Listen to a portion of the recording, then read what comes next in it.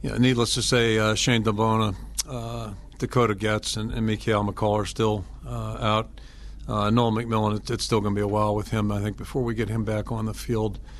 On the good news front, B.J. Lowry will be back this week. Be playing with a protection on his wrist. And then apparently I didn't mention this earlier. I thought I did, but Austin Veer is taking a medical. He's had several back issues, through the last couple of years. So unfortunately, he's not going to be able to continue. He'll take a medical. He's staying in school and doing a good job there. And we're all sorry about that development, needless to say. Captains this week are the same four guys. We got Tara Nielsen, Mike Daniels defensively, Marv McNutt, and James Vandenberg on offense. And, as I said the other day, it was a tough loss Saturday. Now we got to move on and see what we can do about improving in the next few days here. Playing Northwestern's a very good football team, and, it starts on special teams. They do a great job on special teams. Have a couple guys that really work hard and hustle and really kind of set the tempo for them there.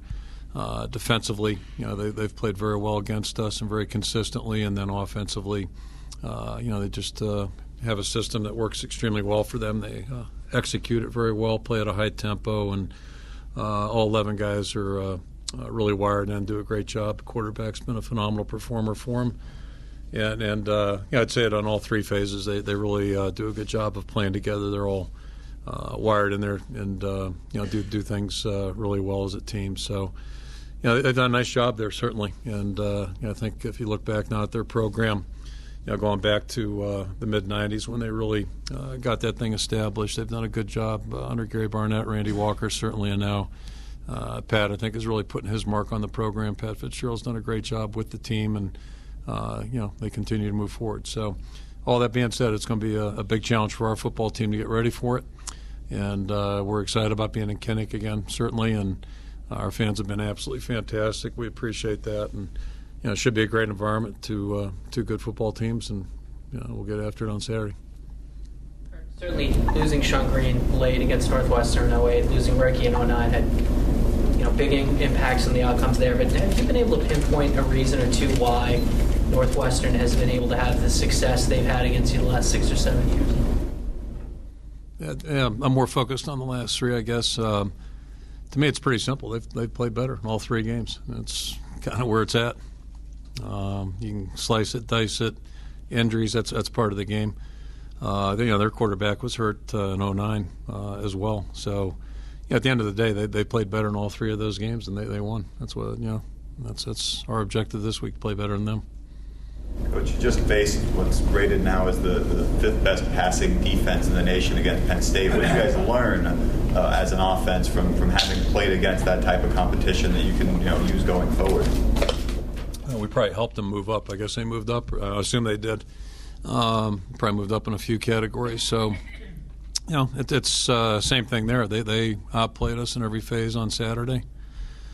Played at a higher tempo and played sounder and played with more toughness. And that's, when you do that, you're not going to come out on the right end of the score, and credit goes to them. There's been a lot of heavy scrutiny of some of the late half situations. You had been in Iowa State at the end of the game, Penn State at the end of the half. Is there a certain threshold you have as far as either down distance time as to whether you decide go for the kill or to kind of shut it down and prevent any kind of... Walk me through it. What was the issue last week? Penn State, I think there's a minute and a half. You're on your own 20. You ran 3 times rather than, again, just going to a full pass mode at that point. I guess I can answer that. Our thinking was try to move the ball out of there. It wasn't like we'd really lit the game on, or the world on fire in that game at that point. So, if we can move it out, we're a little bit more comfortable, and we'll take some shots. But, that's kind of what our thinking was there. I think at that point we were down, 6-3? Probably lucky to be down 6-3 at that point, so, I'm not so sure. It wasn't like we were tearing up on offense at that stage. Is it the 30-yard line? Is that a threshold that you may have? Yeah, it depends on the game, depends on the situation. At that point it was 6-3, and I think the way we were playing, we all felt pretty fortunate to be at 6-3 at that given point. So, and we had 80 yards to go. And once you got the first down run at the ball and got to the 30, then you started passing a little bit. Take a couple shots, But it wasn't a great situation to be in. There's nothing set in stone, and you're thinking that. That's, you know, I mean, every game's different and every situation's different typically. So, Is the excuse me, your rushing attack? It's 10th in the Big Ten. Is the offensive line performing up to the capability that you anticipated? I think they're competing pretty well. And, thought they did a decent job the other day.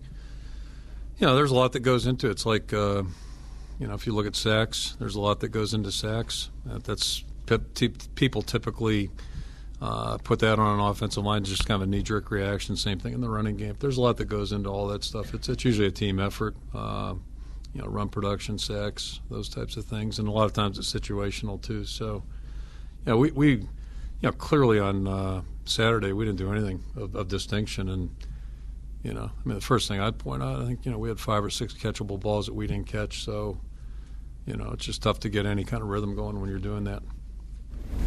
How big is the challenge that Dan Persa presents to your defense?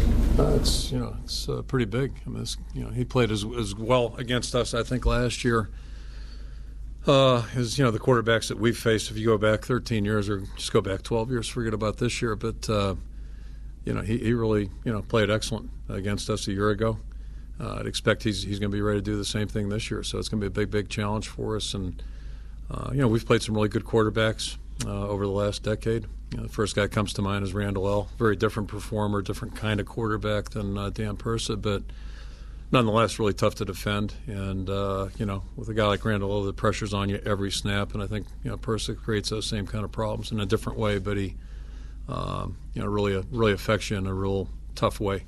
You know, we didn't have to face Drew Brees. You know, they weren't on our rotation when he was playing. Imagine he would have been a pretty big challenge too. So, you know, Persa's right up there.